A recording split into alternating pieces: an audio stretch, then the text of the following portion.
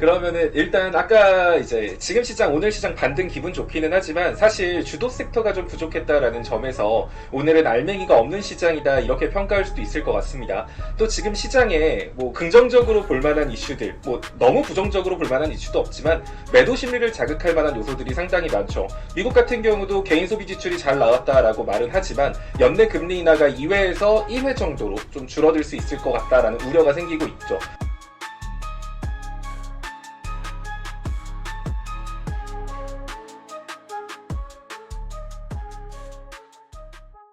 자, 금리 인하 횟수가 줄어든다라는 건 달러 가치가 상승할 가능성이 높다라는 의미입니다. 금리 인하가 많아져야 달러 가치가 앞으로 하락하겠구나 하면서 원달러 환율 자체도 안정적인 흐름을 유지하겠지만 연내 금리 인하 횟수가 줄어든다라는 건 달러 강세가 다시금 지속될 가능성이 있다라는 의미인 만큼 환율에도 그닥 긍정적인 영향은 줄 수 없겠죠. 게다가 우리나라 같은 경우는 지금 미국 협상을 완료했다라고 말은 하지만 뭐 유럽이나 일본처럼 뭐 자동차 관세율 낮아진 것도 아니고 미국 입장에서는 먼저 돈을 달라 이러고 있고 우리나라는 우리가 돈을 주면 우리 외환 보유고 흔들려가지고 환율 같은 거 진짜 급등할 수도 있다니까 이러면서 망설이고 있고 서로 지금 대립값을 세우면서 이 부분도 해결되지 않았거든요.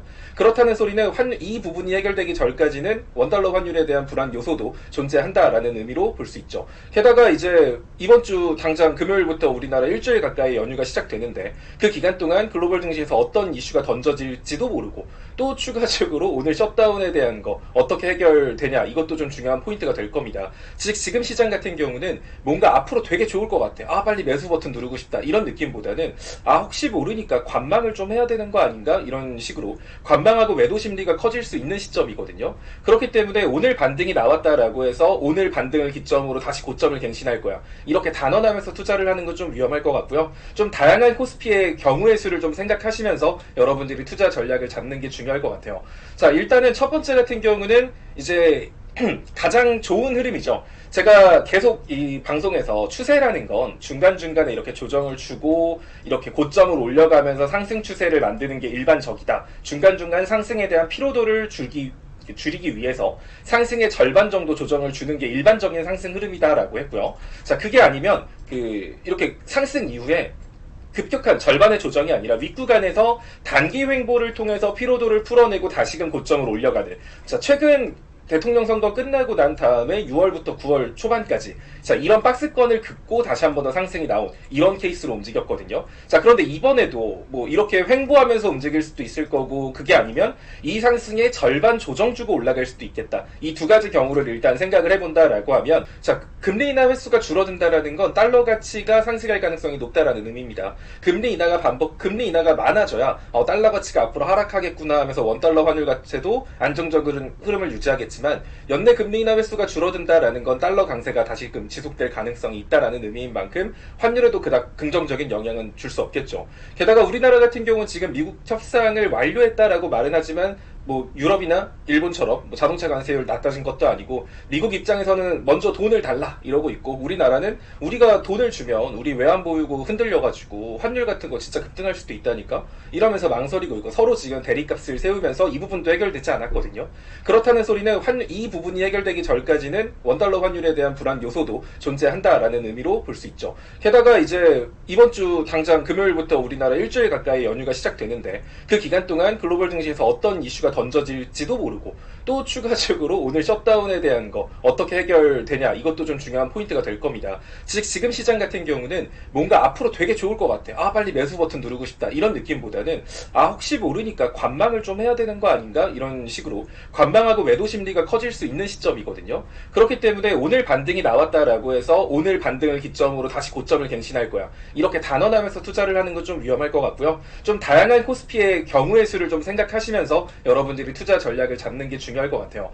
자, 일단은 첫 번째 같은 경우는 이제 가장 좋은 흐름이죠. 제가 계속 이 방송에서 추세라는 건 중간중간에 이렇게 조정을 주고 이렇게 고점을 올려가면서 상승 추세를 만드는 게 일반적이다. 중간중간 상승에 대한 피로도를 줄이기 위해서 상승의 절반 정도 조정을 주는 게 일반적인 상승 흐름이다라고 했고요. 자, 그게 아니면 이렇게 상승 이후에 급격한 절반의 조정이 아니라 윗구간에서 단기 횡보를 통해서 피로도를 풀어내고 다시금 고점을 올려가는 자 최근 대통령 선거 끝나고 난 다음에 6월부터 9월 초반까지 자 이런 박스권을 긋고 다시 한 번 더 상승이 나온 이런 케이스로 움직였거든요. 자 그런데 이번에도 뭐 이렇게 횡보하면서 움직일 수도 있을 거고 그게 아니면 이 상승의 절반 조정 주고 올라갈 수도 있겠다. 이 두 가지 경우를 일단 생각을 해본다라고 하면 일단 코스피 지수 같은 경우는 3,400선과 3,500선 사이의 단기 박스권을 형성할 가능성. 자, 이 가능성을 열어둔다라고 했을 때,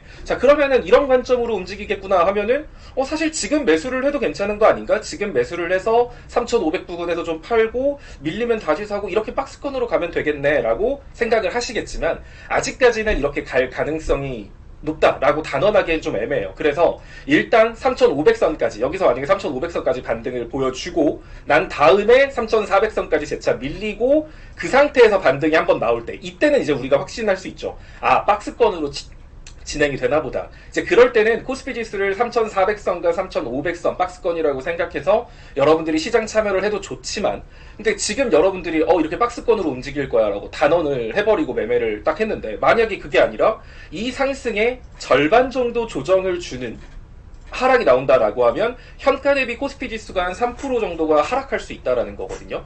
그럼 시장 지수 여러분들 금요일 날 시장 지수 한 2, 3% 빠지니까 여러분들 갖고 있는 종목들은 얼마 정도 빠졌나요? 평균적으로 시장 지수 3% 빠졌다고 내 종목 3% 빠지지 않습니다. 일반적인 종목들은 시장 지수 거의 2배 가까이가 빠지는 게 일반적이죠. 그럼 5% 막 7% 이렇게 빠진다는 소리예요.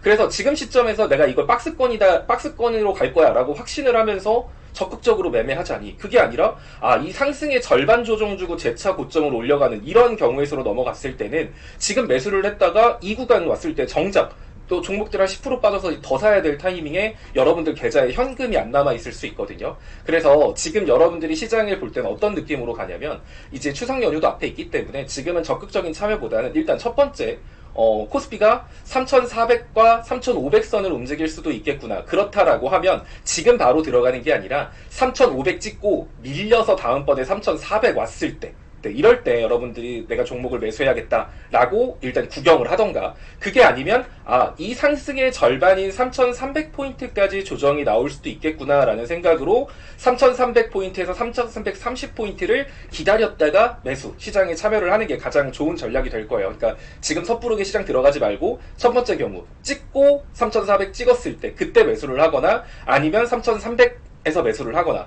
그런데 3,500을 돌파하는 상승이 나오면 어쩌죠? 그럴 수도 있죠. 그럴 가능성이 뭐 절대 없다라고 말할 수는 없는데 만약에 코스피 지수가 이번에 이 자리가 바닥이 되어서 최근 고점인 3,500포인트를 돌파하는 상승이 나온다라고 했을 때 코스피의 상승 추세선은 이런 느낌으로 만들어진다는 걸 우리가 알 수 있는 거거든요. 지금까지 제가 여러분들한테 방송으로 계속 강조했던 것 중에 하나가 시장의 고점이 어딘지 지금은 예측할 수 없다. 지금은 추세선 상단이 어딘지 추세선 하단이 어딘지 모르기 때문에 일단 참여를 하고 조정 포인트 생각해서 뭐 분할 매수해라 뭐 이런 식으로 말씀을 드렸는데 만약에 이번에 3,500선까지 돌파하는 흐름이 나온다라고 하면 이제 우리는 이 상승 흐름을 놓친 거죠. 지금 관망하기 때문에. 하지만 아까울 게 없는 게 이걸 놓친다라고 하더라도 우리가 상승 추세선 상단선과 하단선을 파악할 수 있기 때문에 이 선에 맞춰서 어차피 다시 매매를 하면 되는 부분이거든요.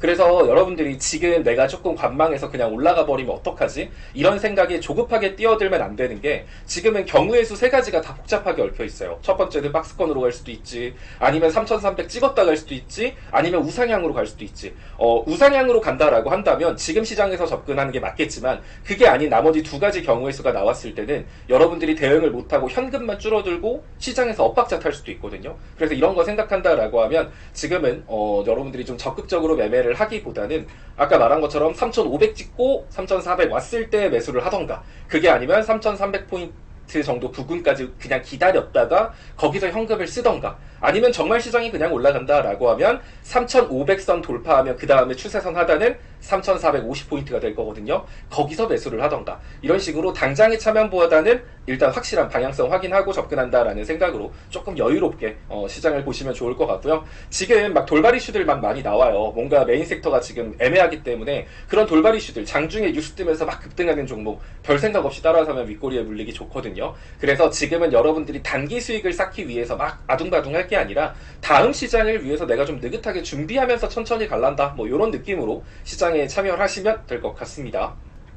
일단은 지금 저는 휴대폰 부품 관련주들 쪽으로 일단은 첫 번째로 봐야 될 것 같다라고 말씀을 드리는 게, 일단은 지금 사실 최근 이 강했던 상승의 주인공이라고 한다면 솔직히 말해서 반도체 아니면 로봇 이 두 개 말고는, 그리고 그 안에서도 반도체 내에서 순환매가 주로 돌았기 때문에 아마 이 상승장에서 여러분들이 반도체 중심으로 막 이렇게 포트를 구성한 게 아니라고 한다면 뭔가 시장은 엄청 좋은데 왜 내 종목은 그렇게 잘 못 오르는 것 같지? 오히려 이런 느낌 많이 받으셨을 거예요. 자, 그러면 어쨌든 이런 상승 흐름이 이어진다라고 하면 반도체 안에서만 순환매가 도는 게 아니라 이제 산업 간의 순환매로 연결될 가능성이 높거든요. 다음 시장 상승에서는. 자, 그렇다라고 하면 어떤 쪽을 주목해 보면 좋을까? 일단은 10월 달에 여러 가지 이슈가 있는데, 그 중에 하나는 이제 삼성전자에서 XR 기기가 출시가 됩니다.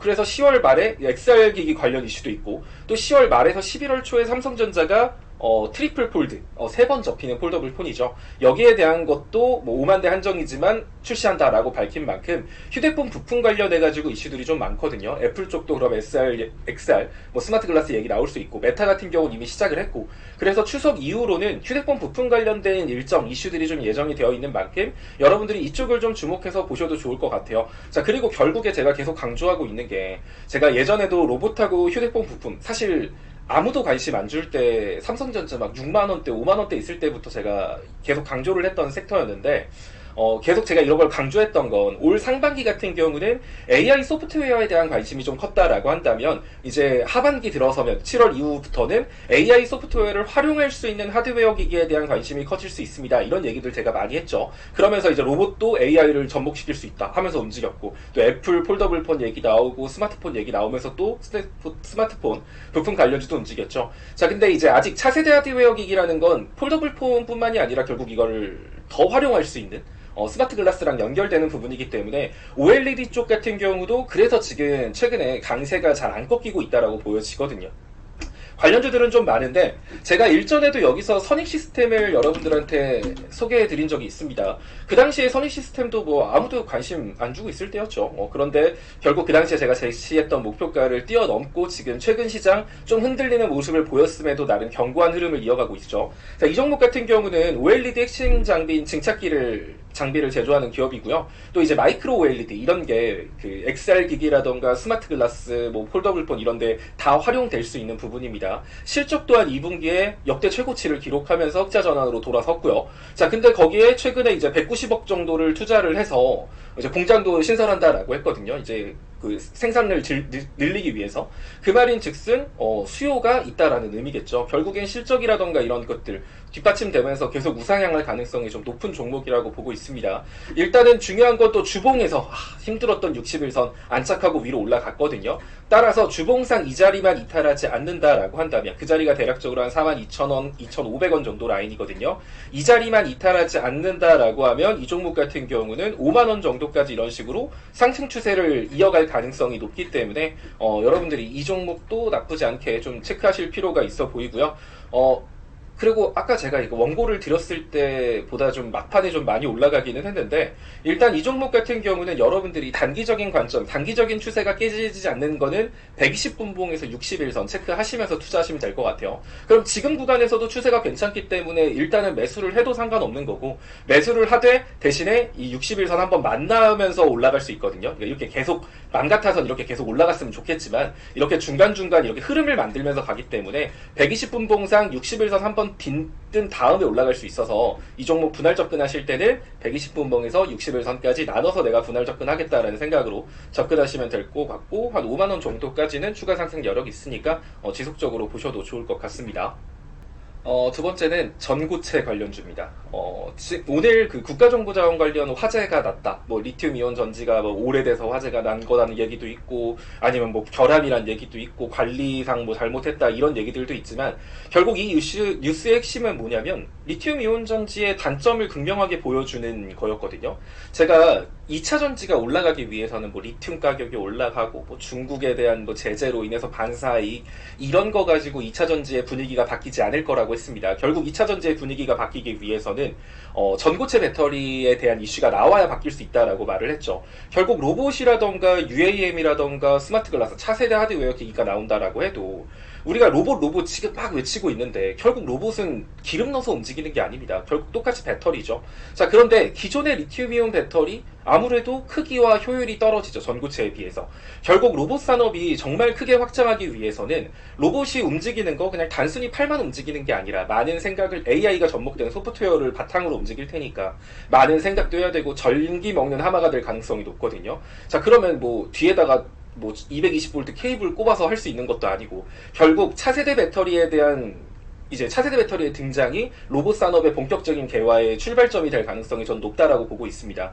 지금 당장은 리튬이온 전지는 전기차라는 인식에 박혀 있지만 전고체라는 이슈가 상용화되기 시작한다라고 하면 그때부터는 2차 전지는 이게 2차 전지는 단순히 전기차랑만 묶이는 게 아니라 로봇하고도 묶이게 될 거고요. UAM에도 묶이게 될 거고 XR기기, 스마트 글라스. 아무래도 전고체 배터리의 가장 큰 장점이라고 한다면 리튬 전지보다 효율이 2배 이상 좋습니다. 그리고 안정성이 뛰어나죠. 자, 이런 것들 지금 2차 전지, 전기차 배터리의 단점이라고 불리는 것들이 해소될 수 있는 게 전고체의 개발이기 때문에 전고체 쪽 이슈에 여러분들이 좀 주목할 필요는 있어 보여요. 가뜩이나 또 이번에 화제 난 것 때문에 전고체에 대한 관심이 앞으로 좀 더 커질 거라고 보고 있고요.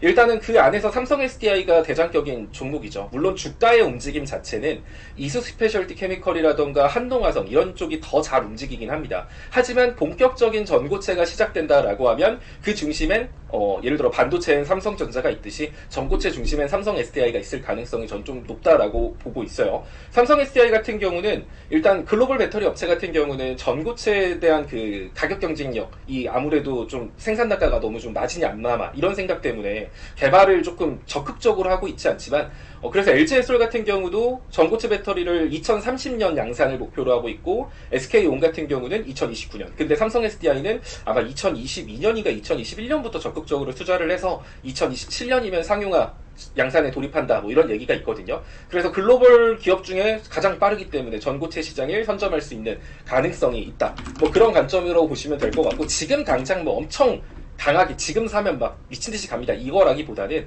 일단 제가 삼성 SDI를 말하는 게 2차 전지의 순환매가 돌기 위해서는 결국 삼성 SDI한테 그 중요한 키가 있다라는 거고 삼성 SDI가 21만 8천원 요 라인을 뚫었을 때 241선을 뚫었을 때 본격적으로 삼성 SDI가 상승 추세에 진입한다라고 볼 수 있고요. 그랬을 때 2차 전지 안에서 순환매 돌 수 있거든요. 그래서 이제 2차 전지 투자하시는 분들은 삼성 SDI가 이 자리를 뚫는지 여부를 지속적으로 체크하셨다가 이 자리 뚫었을 때 2차 전지 순환매 노리면서 그때 2차 전지를 여러분들이 좀 집중해서 보시면 될 것 같아요. 지금은 일단 관심 종목 수준으로. 자, 그리고 21만원 정도만 일단은 이번 주에 올라가 준다라고 하면 23만원까지 단기 상승은 보여줄 가능성 좀 있다라고 보여지는 만큼 일단 삼성 SDI 뭐 21만원 오늘 이번 주에 안착하는지 여부 한번 보시면 좋을 것 같고요. 2차 전지 투자하시는 분들은 삼성 SDI가 뭐 21만 8천원 요 위에서 좀 놀 때 그럴 때 2차 전지 순환매 나오겠구나 하면서 그때 가서 2차 전지에 좀 관심을 주시면 될 것 같습니다. 일단은 관심 종목 정도로만 여러분들이 계좌에 좀 보초병 정도 세워놓는 느낌으로만 보셔도 좋을 것 같네요.